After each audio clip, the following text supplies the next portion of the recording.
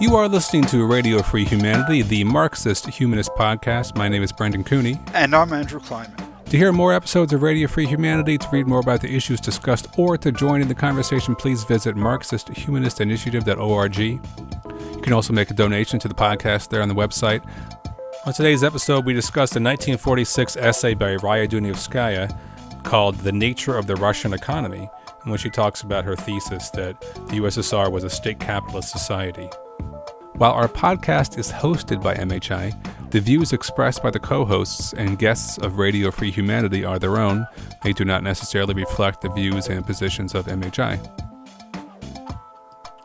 In just a moment, we'll be discussing the nature of the Russian economy. But first, as we do in every episode, we're going to take a few minutes to talk about some current events. We are recording this current events section on Wednesday, October 27th, and we're going to be talking about a piece that came out 3 days ago in Rolling Stone on October 24th. The piece is by Hunter Walker, and it's been talked about a lot in the media in the past 3 days, so people are probably familiar with it. The article is called January 6th Protest Organizers Say They Participated in Dozens of Planning Meetings with Members of Congress and White House Staff. Basically, two sources have spoken to Rolling Stone, two sources who were involved with the planning, organizing of the January 6th insurrection, and said that they worked closely in different capacities with several members of Congress in preparation of the attack, implying that Republican members of Congress knew what was being planned, and even claiming that there was a blanket pardon dangled in front of some of those organizers by one of the Congress people. Of course, there's been your typical surrealist gaslighting on the side of the right since the piece came out, saying that there's nothing to see here. Of course, Congress people talk to protesters, blah blah blah. But two Democrats in the House have called for the ouster of anyone involved with directly planning the insurrection, and there's been speculation as to whether this might lead to more concrete evidence being put on the table that there was some direct coordination between lawmakers and the insurrectionists. I just want to point out that this is the all Shachtmanite publication episode. We're talking about one Shachtmanite publication, Rolling Stone, and in the main segment we're going to be talking about an article by Raya Dunayevskaya in The New International, which was a publication edited by Max Shachtman. Rolling Stone is edited by Noah Shachtman. So this is a Radio Free Humanity exclusive. I mean, it's new for us, and I don't think there's any other podcast anywhere in the world that discusses two, not one, but two Shachtmanite publications in the same episode. Two for one deal. So donate. Yeah, I mean, I think people are talking about this as like Pulitzer Prize stuff. I don't know how hard it was to get. My sense of it is that the people who spoke with Rolling Stone were allowed to do that. They did it with the knowledge of the House committee, investigating the insurrection. So it's probably with their approval and so forth. And there's a lot of documentation that Hunter Walker at Rolling Stone indicates that Rolling Stone has seen, so obviously, the committee is seeing it as well. There's a lot of stuff. So I think the committee has been working like this, kind of like leaking things out bit by bit. For whatever reason, I don't know. I mean, maybe to stay in the news, maybe to let the other side know how much they've got the goods on them, so you better, cooperate, turn state's evidence and so forth. I'm not sure exactly what the strategy or tactics might be, but it's really hard evidence from everything we can see, because they've got the two sources, they've confirmed it with a third source, and it just goes along with everything we knew. We saw in front of us. We also have another recent revelation coming from Washington Post that there was this whole command center, some official conclave of all the biggies, Bannon and Giuliani and this other lawyer, John Eastman, and they're all coordinating how they're going to steal the election from the Willard Hotel. So you got that war room, as they called it, command center. You've got all these Congress people, and you've got the White House. These people said they were, in contact with the Congress people and the rally organizers and all these.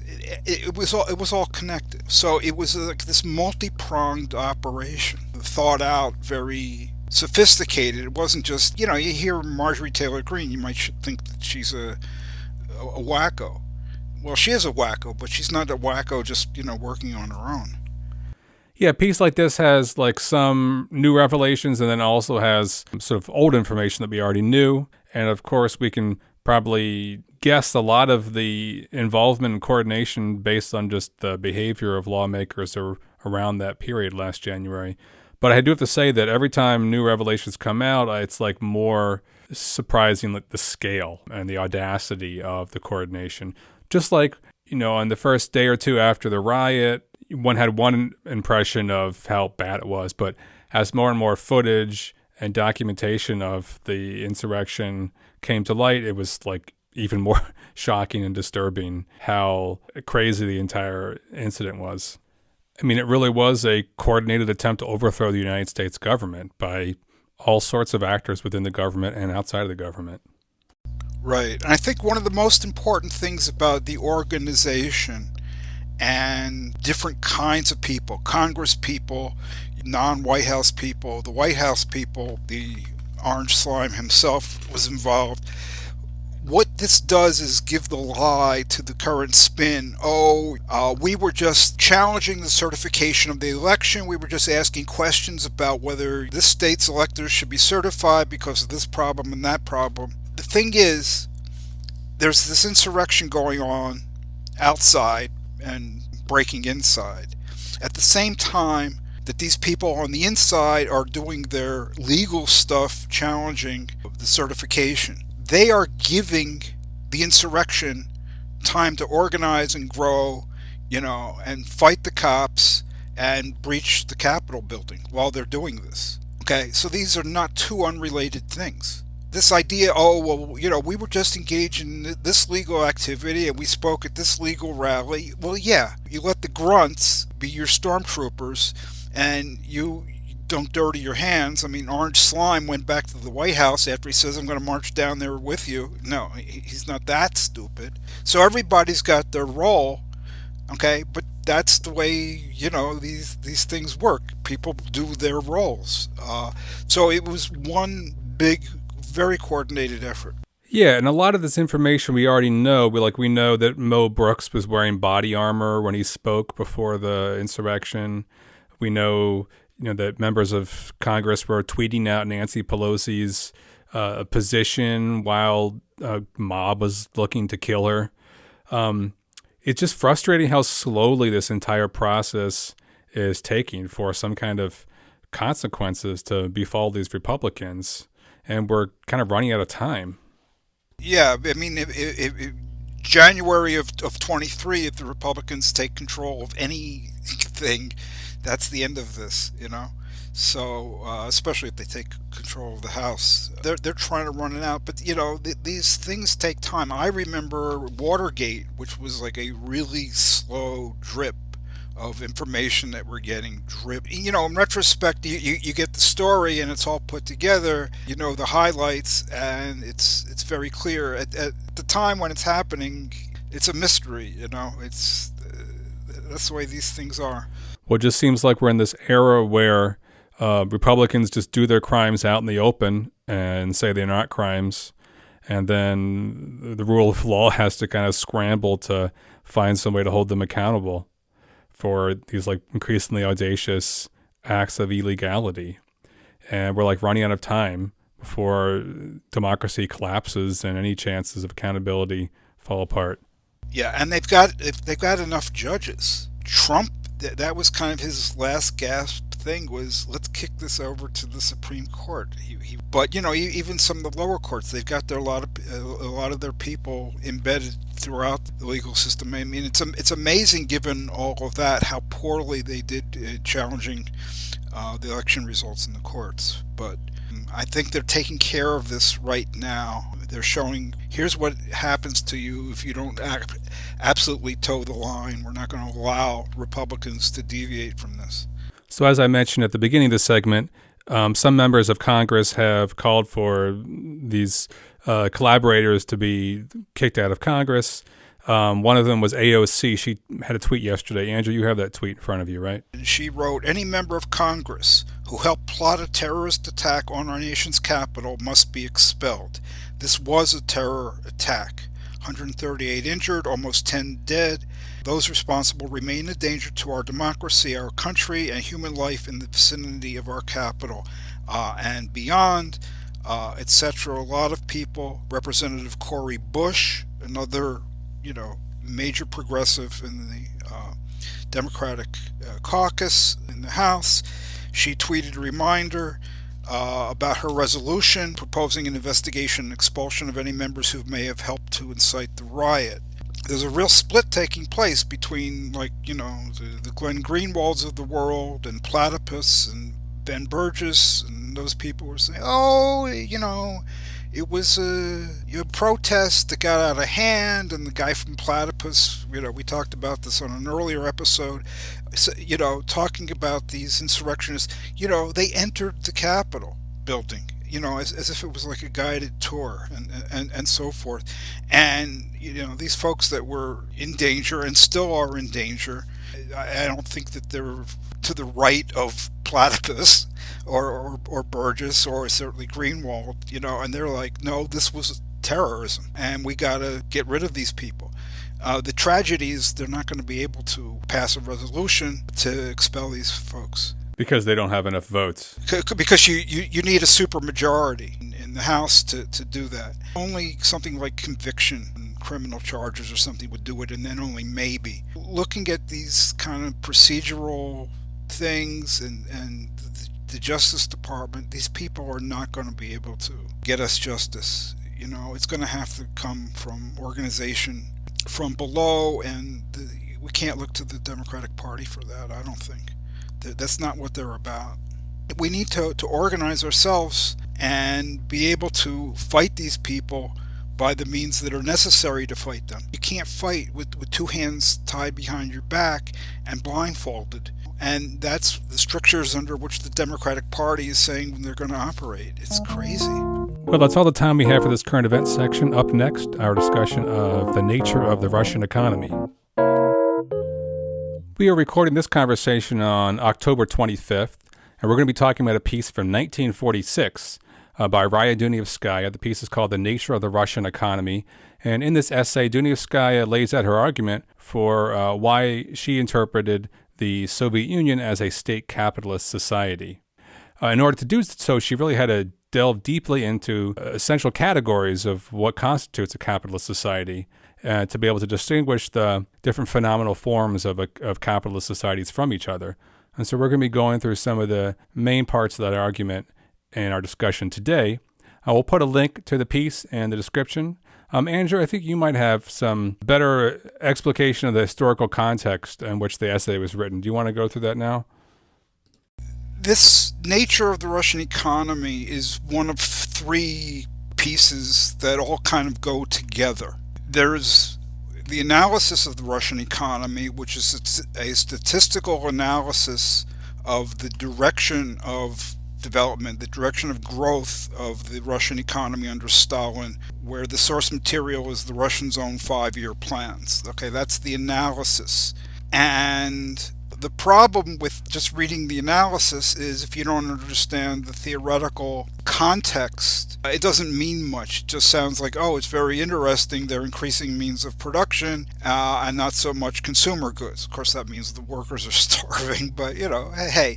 Okay, so, but the point is for Dunayevskaya, also based on conception, put forward at the same time by C.L.R. James, this direction of development, a preponderance of the growth of means of production as against means of consumption, that indicated that it's a capitalist economy. Now, what happened is Dunayevskaya is in an organization that mostly does not want to recognize At the time when she wrote this, they didn't want to recognize that Russia was a capitalist society. The main leader was Max Shachtman, said Russia was a bureaucratic collectivist society, and you had Joseph Carter, who said it was bureaucratic imperialist. So what they did is they allowed the publication in the theoretical journal of the party, the New International. They allowed the analysis to be published, which didn't contain the theoretical framework and context for understanding it. Dunayevskaya fought, and then eventually, several years later, they say, okay, we'll publish this Nature of the Russian Economy.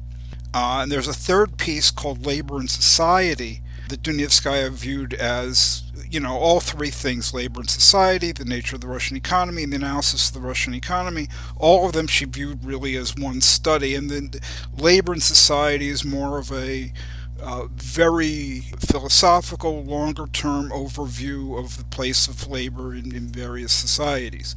So that never got published in that organization, headed by Shachtman, the Workers' Party. But eventually they did publish this Nature of the Russian Economy in two parts at the end of December of 1946 and the beginning of 1947 in January.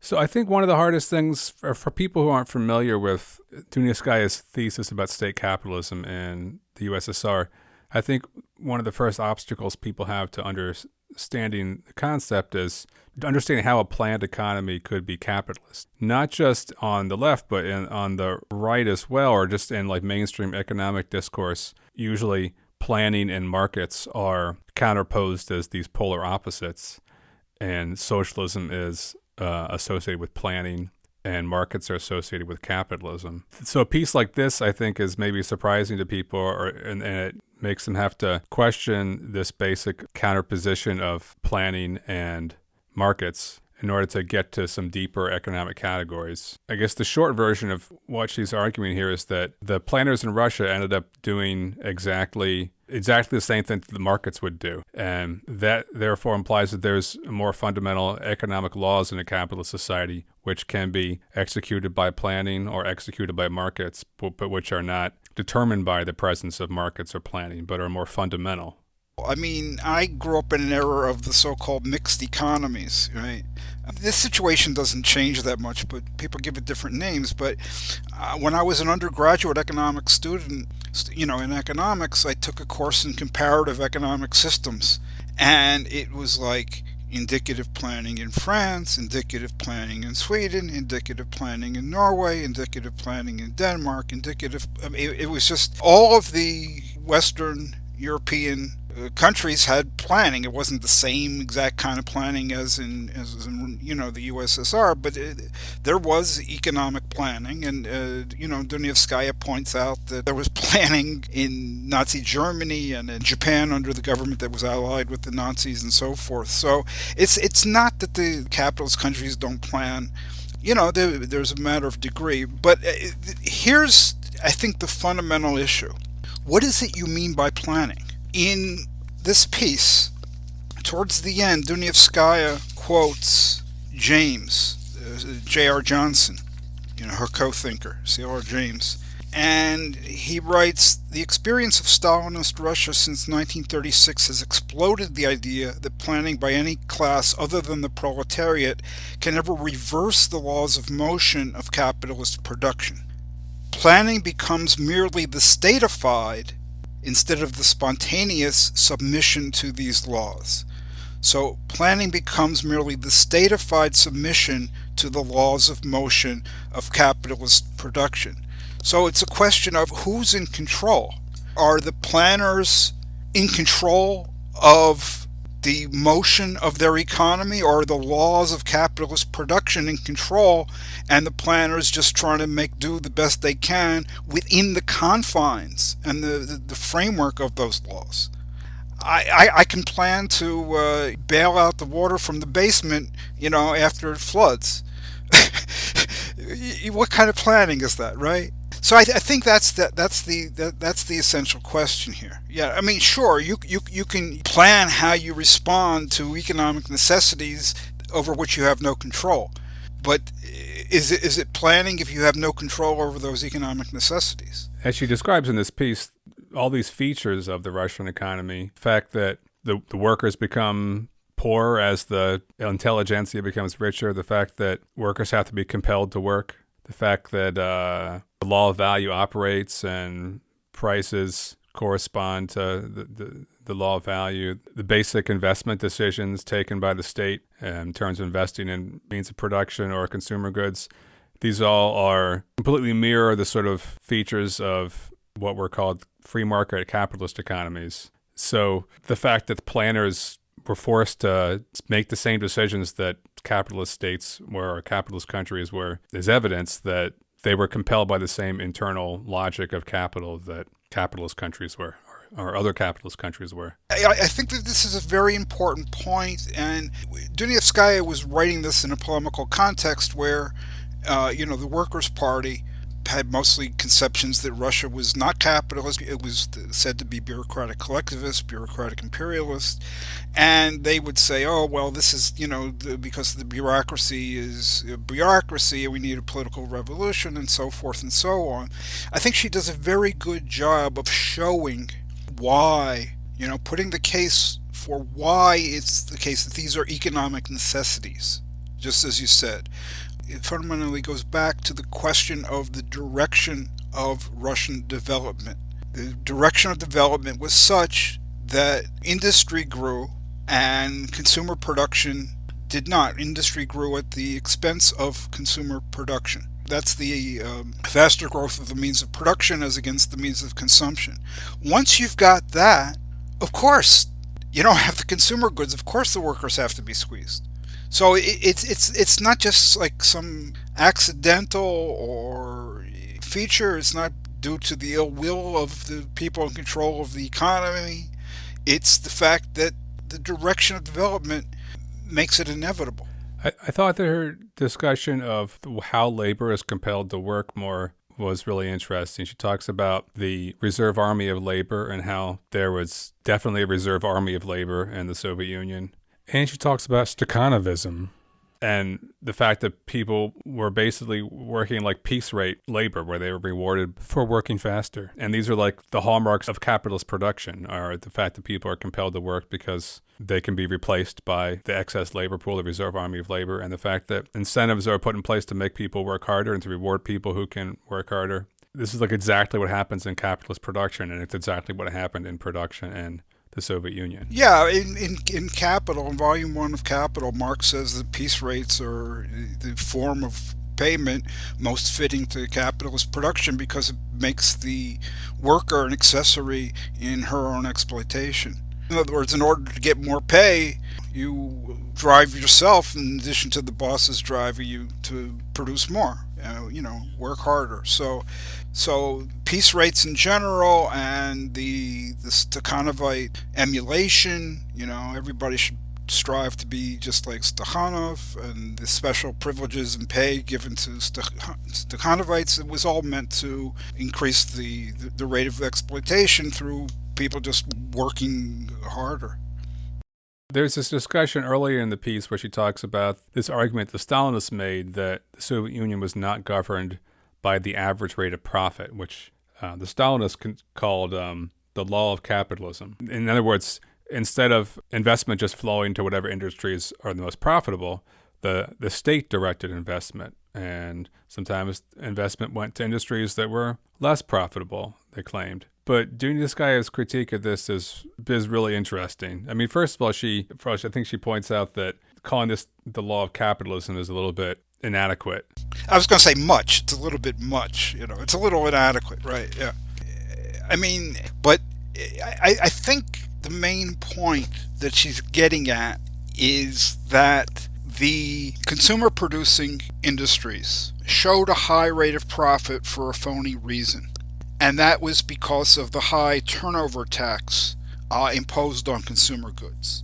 And a turnover tax is like a value-added tax or a sales tax, but it gets compounded at every stage of production. So if you got one plant that supplies to another plant that supplies to another plant, and there's production in all these stages, you get a turnover tax at every stage of production. So because of the counting of the funds that flowed to the government through this tax system, by counting them as part of profit, it looked like the consumer goods industry's profit was high. And relative to that, the heavy industry, production means of production, it looked like it had low profit. But in fact, it was really the reverse. When you look beyond the official categories and the way the books are kept. Dunayevskaya pointed to the fact that, like, if you look at the pay of, factory managers, it wasn't based on the profitability of the industry in terms of these official statistics, but the pay of the factory directors was based on basically the size of their capital, which basically means, if they got a bigger firm, they get more pay. Smaller enterprise, less pay. So, which is how it appears in other capitalist societies, that the size of the capital determines the mass of the profit. Yeah, I mean, it doesn't always directly correspond to the pay of the CEOs and so forth. Right. Their pay does vary according to profitability of the firm from one year to the next, but I mean, in general, the highest paid CEOs are those who are the CEOs of the biggest companies. That is true. So this goes to the question of, is the state directing investment accumulation somehow contrary to the law of value, somehow contrary to spontaneous economic norms? And what Dunayevskaya is saying is no, I mean, that's really not the case. The light industry, the consumer goods production is really not more profitable. And it just looks that way. She also has to address this question of private property and what that means for a state capitalist society, or I suppose a communist society, right? Because a lot of times we still hear this association of, state property as not being capitalist property, or you hear the people on the left talk about needing to decommodify industries, which just means the state takes them over, as if that is counter to capitalist production. I mean, in some quarters, this has been turned into something that's true by definition. That's the way it was when I grew up. Capitalism is private ownership, socialism is state ownership or common ownership. End of story. That's a certain conception. Yeah. In the Soviet Union, basically there is state property and a class of intelligentsia that run the state and benefit from their control of the means of production. It had lifestyles that were considerably more lavish and opulent compared to the Russian masses. They vacationed in their dachas, and they had all sorts of access to food and commodities. Well, there were famines in the countryside and such. And they had a private security state to keep them safe from the masses. And they got their kids into good schools. Yeah, operated above the rule of law, and they were just a different flavor of the capitalist class. The fact that the property was owned by the state, you still had a class of capitalists who were running the state. Right.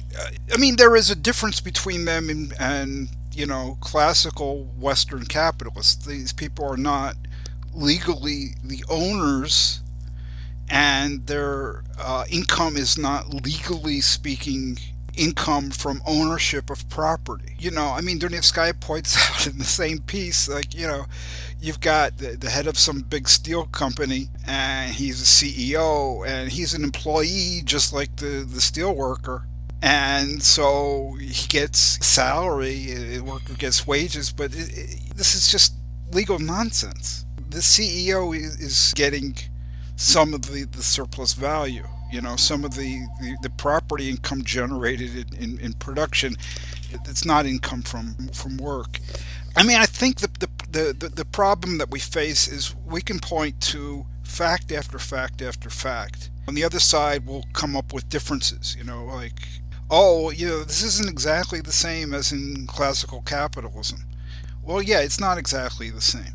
So, to my mind, what this all goes back to, this whole question of capitalism being about private property and so forth, it's all a question of what are your concepts? And it's very important, and that's what makes this whole discussion important today, is what we're really talking about is, what is your conception of capitalism?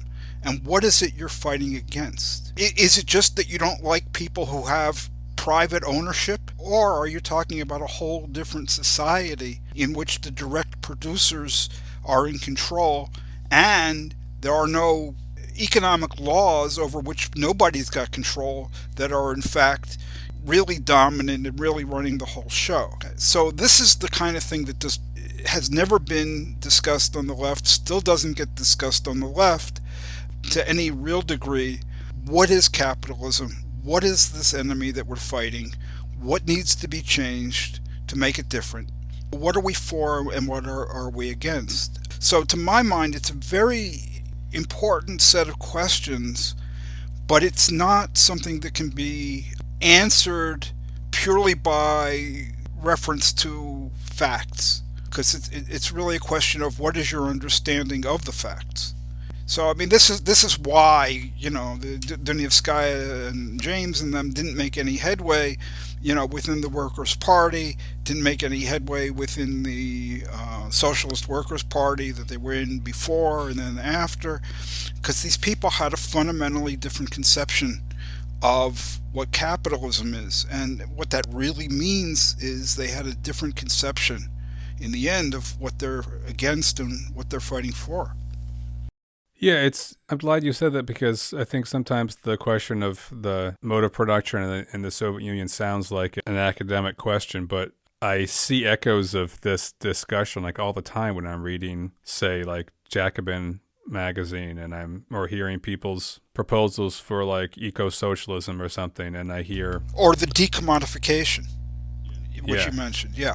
Yeah, this decommodification thing, which is like really a common trope. You hear a lot of the same conceptions of capitalism that just juxtapose private property with state property, planning with markets, and assume that if we just are planning and the state is running things, that's some type of not capitalism. I mean, we even have like this really confusing notion of socialism, where socialism is something that's like something in degrees. This idea, like you were saying before, the mixed economies or something. You can have like some socialism and some capitalism. You have the social democrats saying, well, I'm a socialist, but I'm not against markets, or I'm not against some, certain types of capitalist production. It just gets very confusing and muddy, the whole discussion.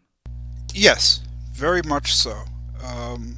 Politics always seems to be like that. I don't know why, but it always seems to be like that. Definitions of the terms morph, things become their opposite. What liberal means, used to mean one thing, then it meant its opposite. Then nobody would use the term liberal, and now they use the term progressive. And so it's not only on the Marxist left or something this occurs. This kind of thing happens all the time.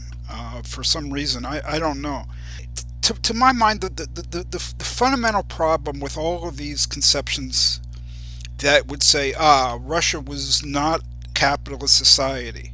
And it doesn't matter whether you were for or against it. The people in the Workers' Party, Shachtman and Carter and all those people were not in favor of it. They said it was an exploitative society. But still, they wouldn't say that it was capitalist. Why? They were hanging on to really superficial features of classical capitalism and saying only something that has these features is capitalism. That's a fundamentally perverted way of understanding anything in terms of a laundry list of features. I mean, you could say like human beings are animals that have 2 ears. Well, what about Vincent van Gogh, Van Gogh? He only had 1 ear. Or he cut off an ear, right? So was he a human being that then became a non-human being? I mean, this is just nutty stuff in the end. You can't understand the essence of something or its nature, to use the term in the article. You can't understand what something is inherently by jotting down a whole list of features and going through a checklist and seeing what conforms and what doesn't. Yeah. I think maybe we had a discussion along these lines maybe even over a year ago on the podcast, discussing the idea of fascism and this approach to defining societies as fascist that requires them to all check off a certain list of check boxes from a list. No brown shirts, red MAGA hats. Yeah. Not fascist. Yeah. Yeah. I mean, come on. Back to the notion of the intelligentsia as the ruling class of Russia. She says something interesting when she says that the mode of production called forth the intelligentsia.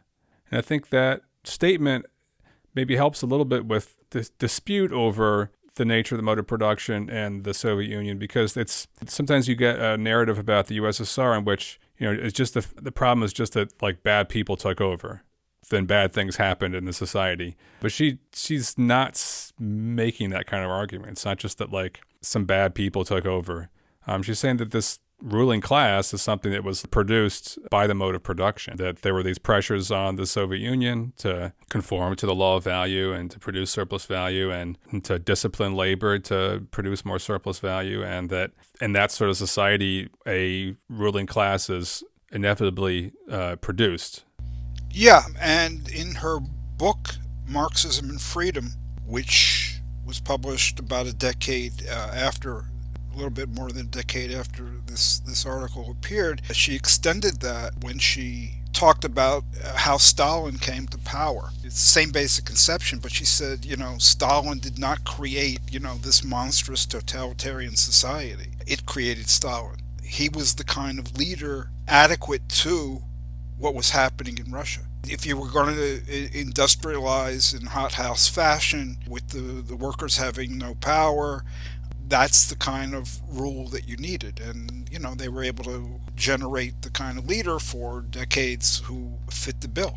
In some of the historiography about Stalin, you rarely hear anyone saying, okay, well, Stalin just sort of was some enigma that came on the scene and steered the ship off the cliff into mass terror and starvation. But in terms of setting the context for what produced Stalin, it's often a political discussion about the nature of the security state in Russia, or the legacy of war communism and the encirclement of USSR by the capitalist powers in the West. Yeah, all these sort of political questions about what created a certain political culture in the Soviet leadership that produced people who are very ruthless and bloodthirsty. But she's not making that sort of claim about like just political institutions. It's based in a certain conception of a mode of production that required severe discipline of the masses in order to produce this surplus and industrialize quickly.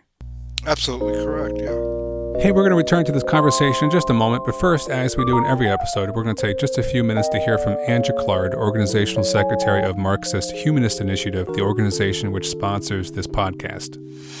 Marxist-Humanist Initiative, or MHI, aims to contribute to the transformation of this capitalist world by projecting, developing, and concretizing the philosophy of Karl Marx and its further development in the Marxist humanism articulated by Raya Dunayevskaya. The ongoing COVID-19 pandemic and today's many other social, political, and economic crises make this a moment to engage people in discussion of these ideas. In the U.S., we are faced with the threat of Trumpism triumphing and all-out authoritarianism extinguishing our right to carry on these discussions. Yet at the same moment, the multiracial movement for Black lives has spread to every corner of the country and the world, launching a flood of activism and new ideas that deepen the concept of freedom. MHI is dedicated to the task of proving theoretically that an alternative to capitalism is possible. We are distinguished by our economic analyses in which we do not merely assert but demonstrate that the only opposite to the current world economic system is its abolition and replacement with one not based on the production of, quote, value, close quote.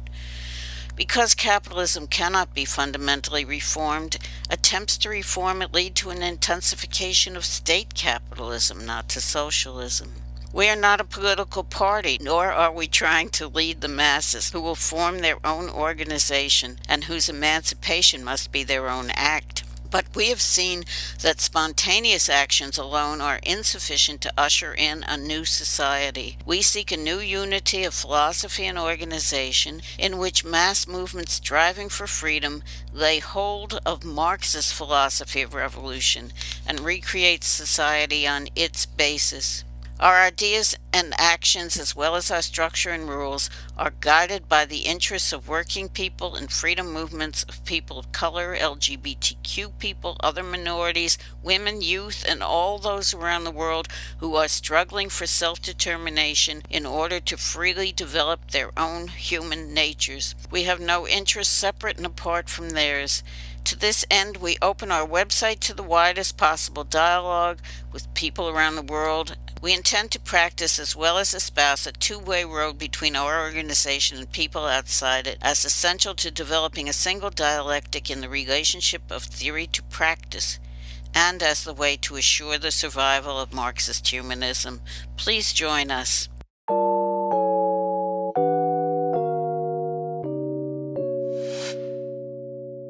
In the context of talking about Stakhanovism, one small but very interesting section of this article talks about the Stalinist Constitution of 1936.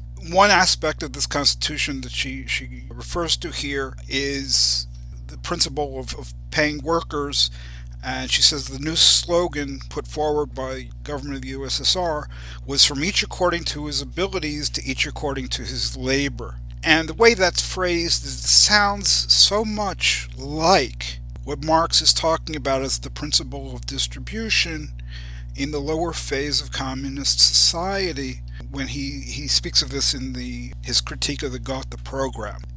But Dunayevskaya, just very briefly here, refers to something that she analyzed in more detail a couple of years before. She wrote this article, under her party name, her pen name, F. Forrest or Freddie Forrest. But when the Russian Stalinists revised the law of value, in other words, the official doctrine about what the law of value was, and that they said that the law of value operates under socialism, this was during the war, this was 1943, Dunayevskaya was able to get hold of the text in Russian. She translated it, she got it published in the American Economic Review, and under the name Dunayevskaya, she wrote a relatively short commentary, and at that point the shit hit the fan. All of the Stalinists came out of the woodwork, and they got, we want equal time in the pages of the American Economic Review. So that was Leo Rogan, that was Paul Baran, later, known as half of Baran and Sweezy, Oscar Lange, who was actually like a social democrat, but he became a, big political guy in the Polish communist regime. All these people were like, no, this Raya Dunayevskaya, who we never heard of, she's wrong, blah, blah, blah, blah, blah. She gets her say, they get their say. The American Economic Review allowed her to have a final say. And one of the issues that she got to was, what is this payment according to labor all about? It's not what Marx was talking about in the critique of the Gotha program. Okay, first of all, he's very clear that we're talking about a very different mode of production, and that the distribution flows from the mode of production. So Marx is not saying you're going to have socialism because of the method of payment, but he's saying that if you have a socialist society, what would correspond to that is people would be remunerated according to their labor. But here's the kicker. What labor? How do you measure this labor? What Marx was talking about is the actual amount of labor that people actually do. The amount of time that they work and the intensity, how hard or how fast they work. So if you do more labor, let's say you do double the labor, you get double the remuneration. That is not at all what the Stalinists had in mind. Because directly in this document where they revised the law of value, they said, well, look, labor in the USSR is highly differentiated according to, skill. So not all labor is equal. I mean, it's like right out of Orwell. It's right out of Animal Farm. All labor is equal, but some labor is more equal than other labor. So they said, so this payment according to labor is according to the quantity and quality of the labor. And so it's measured in terms of value. So the principle of payment isn't how much work you do and, how hard you work. The principle, and it's enshrined in their constitution and in their doctrine, is if you produce more value, you get more payment. So, that's a capitalist principle. Because it's based on not the amount of work that you do, but on how much stuff you produce and the value of that stuff. So I think this was a very important thing that she pointed out in the pages of the American Economic Review, and then just briefly she alludes to it here. She says, from each according to his abilities to each according to his labor, which was the official slogan. It's only in reality a method of expressing the law of payment according to value. Yeah, I think it's worth taking a step back and thinking about why people have difficulty with this. Because a lot of people have difficulty with it. And I think people have difficulty with the idea that, first of all, with distinguishing between how much stuff people produce and how much labor they perform. I mean, to my mind, these are like just totally different concepts. But a lot of people, they can't get it. This is one reason why, I mean, people think that Marx is talking about piece rate payment in the Critique of the Gotha program. Payment according to labor. They say that's piece rates. No, it's not. It has nothing at all to do with how much stuff somebody produces. And secondly, it has nothing to do with the value of what they produce, because it's a socialist society, and Marx says, here, even in the lower phase of communism, as he calls it, there isn't value. There's no exchange of products, there's no value, there's no abstract labor in the sense of that being the determinant of value. There's none of that. What he's talking about is people being paid in accordance to how much actual work they do, not according to how much stuff, and not according to any value attached to that. Anyway, for me, it's all clear. You can point this out, but for some reason, it seems often not to stick. People just seem not to be able to get their heads around it. I don't know. Do you have any thoughts on why? Is it because maybe that, because Marx isn't just talking about like the amount of time people work, but also how hard they work, talking about people that might be able to work more intensely than others. And that sounds like people are being rewarded for producing more. The intensity can sound like, right, how much you produce. Right. What other definition of intensity is operating here? In principle, you could measure it by means of ergs, some measure of expenditure of energy. You could do that in principle. Or you could perhaps measure, under certain circumstances, you could measure the intensity indirectly by the amount of stuff. Okay, but that breaks down when you think of increases in productivity, which is, let's say, labor productivity. You measure by the amount of stuff produced per unit of labor, right? So if you get an increase in productivity, there's more stuff, but there's not more labor. So there's no way of just saying, okay, we're going to measure the amount of labor by how much stuff, because you get more stuff. Is it because people are working more, or is it because the technology has changed and it's now better?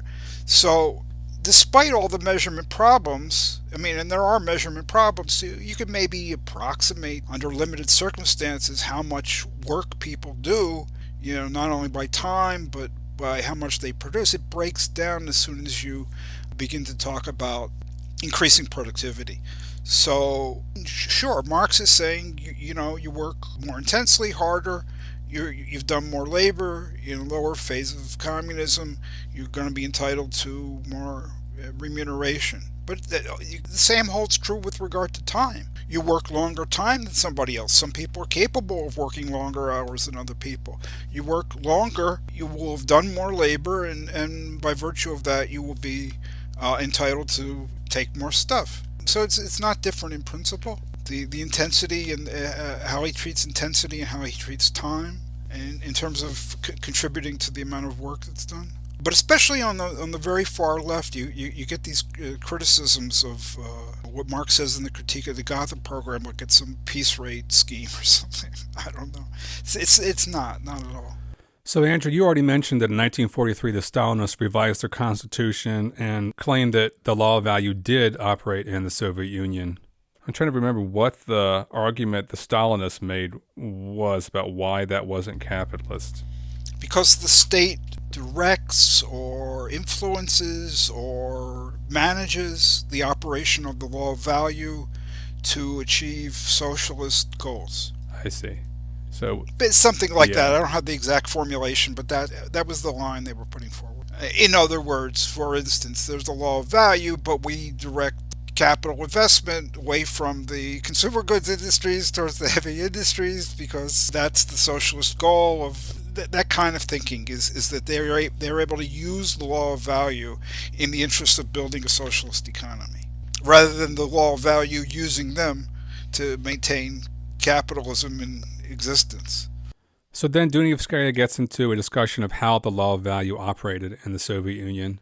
And she says that the supreme law, as she calls it, or like the essence of the law of value, is that labor power is paid at its value, right? That's how surplus value can be extracted from workers, because they produce more than they're compensated for.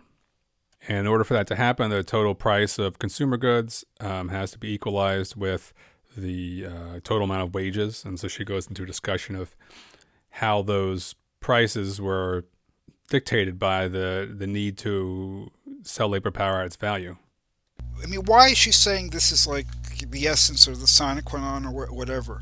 She's recalling what Marx says about what differentiates, one social formation and one mode of production from the other. And he says in Capital, what differentiates capitalism, whatever he called it, capitalist mode of production, from every other society is that labor power is a commodity.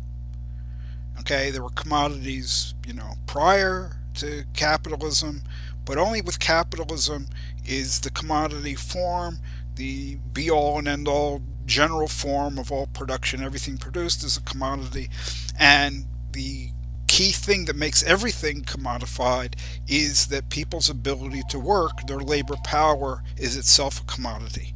So it's not just that they produce commodities, people themselves are commodities, or their labor power is. And he says in this one little change, looks like a little change, there's a world of difference. You have a whole new kind of society. So I think what Dunayevskaya is getting at here in all of this stuff, it isn't expressed maybe in the way that I'm saying it, but what she's getting at is, what did it take to turn the Russian workers into commodities, and how did this happen, the other thing happen, to maintain them in the state where they had no means of production of their own. They were forced to either starve or sell their labor power. And this is where the issue of wages becomes explicable. This is where you can start to understand what's going on with wages. Imagine that wages go too high. Well, then workers can save, and if they save enough, they can extricate themselves from this relationship. So it's not only that the people on the top, the classless intelligentsia, are evil. To maintain an adequate supply of workers have to be kept propertyless. That's the same way it works in the USA, in France, in the UK, etc., etc. Is this intentional? Is this not intentional? In some cases it's not. In some cases it is. I mean, you listen to the debate going on in the Democratic Party, Joe Munchkin and his stuff against the child tax credit, it's very, very clear, we need work requirements. In other words, people cannot be entitled to anything because this is going to harm work discipline, and what we need is a supply of workers. And this is the same stuff driving all of the concern about the extended unemployment insurance benefits. It always goes back to this question of, very simply, if these people are able to live without doing our work for us, they will, and then where the hell are we at? That's the way capitalism runs. That's what it's all about. And that was true in the USSR, and it's true, in every capitalist society.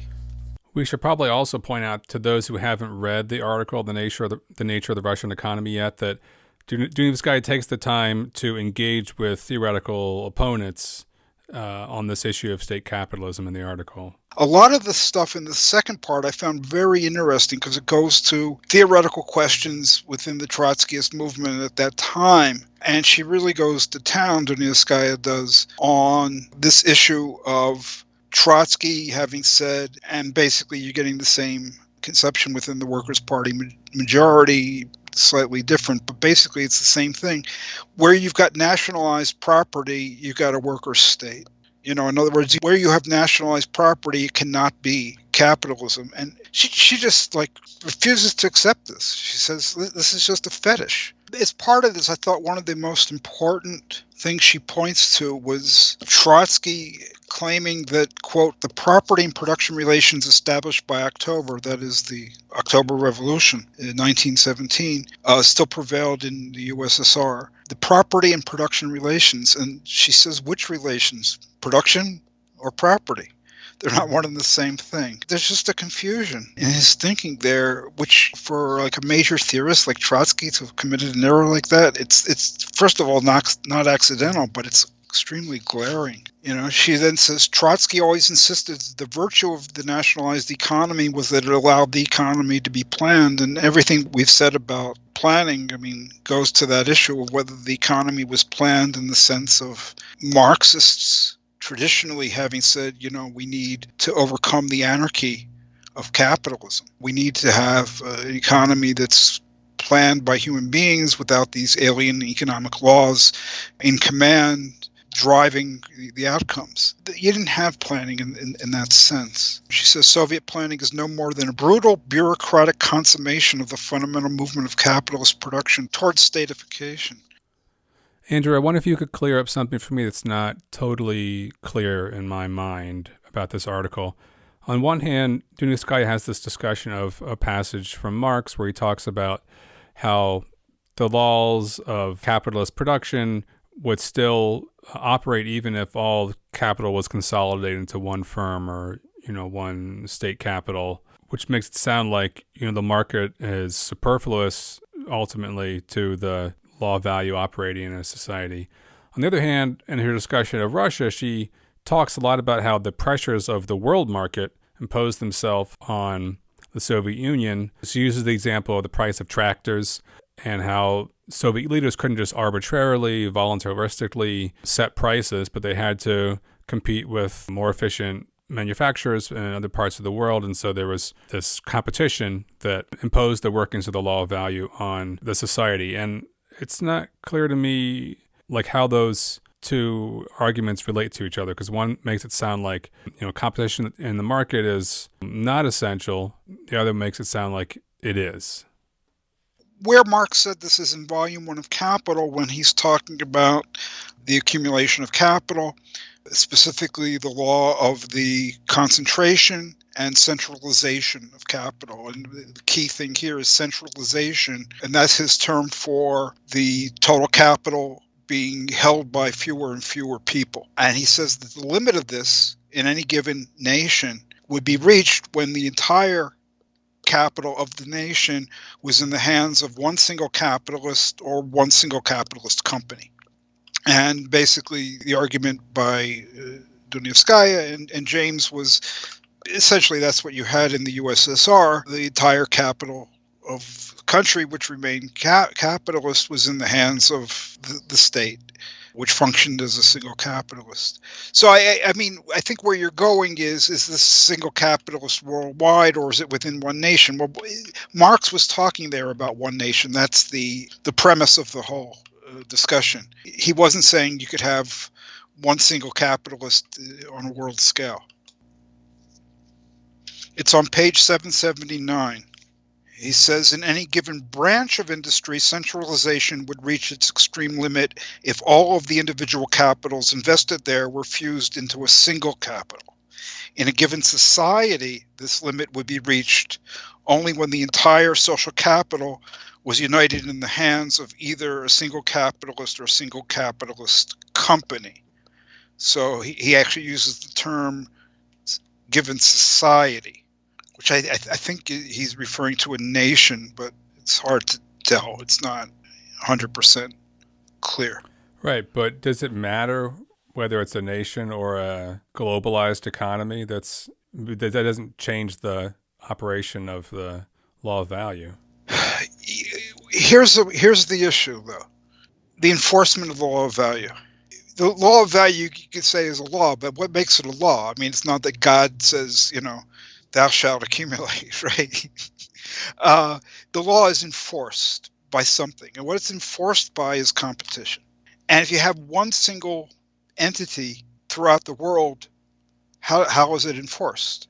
It isn't. You need some kind of competition to make the law compulsory toward the individual capitalist. In other words, something that they have to obey this law, because if they don't, they lose the battle of competition. Now, there's the classical competition where if you produce at too high a cost, you either get less profit or you price your stuff too high and lose customers and you can't grow and so forth. There's that kind of just regular commercial competition. In the USSR, they weren't subject to that kind of stuff because they didn't tend to, during that period of time, compete on the world market in terms of the markets for goods and services. But see, what Dunayevskaya points to is another form that competition can take. And it took place in a very, very lethal way. It was the competition for world supremacy. Russia was locked into this battle to maintain itself with the workers not in control, and you got the hostile Western capitalist powers. The only thing left is for them to try to be what they viewed as socialism in one country. They had to catch up with and outdistance the capitalist lands, in other words, the Western capitalist, private capitalist countries. And so they were in this drive for military dominance and military superiority that they eventually, lost. So that's another form that competition took. And that was the form of competition that really was driving the hot health development of Russia, very rapid growth and the expansion of means of production as against means of consumption, because, you have all this military hardware, and the military production itself, became very crucial for that economy. So, that's all driven by competition, although it doesn't look like competition that you get in the markets of the West and so forth. Do you get more stuff? No, you got the stuff that you've got. So it's actually very simple, very basic economics here, is that what's driving what workers get is how much of their consumption goods have been produced, and not the amount of money that's paid to them. Okay, because the prices just rise, and you can say we're going to fix the prices, but it's crazy. That's never going to work, and it didn't work. Well, that makes sense. Thanks for clearing that up, Andrew. We are out of time for this episode of Radio Free Humanity. I hope people check out the piece, The Nature of the Russian Economy, and we will link to it. And hope that they think of comments and questions to send us on this topic. Hey, that's all the time we have for this episode of Radio Free Humanity. If you like the podcast, please do stop by Marxist-Humanist Initiative.org to listen to other episodes and to read more about these issues and others. As always, if you like the podcast, we encourage you to write to us, to comment and rate the podcast, and of course to share with all your friends and enemies.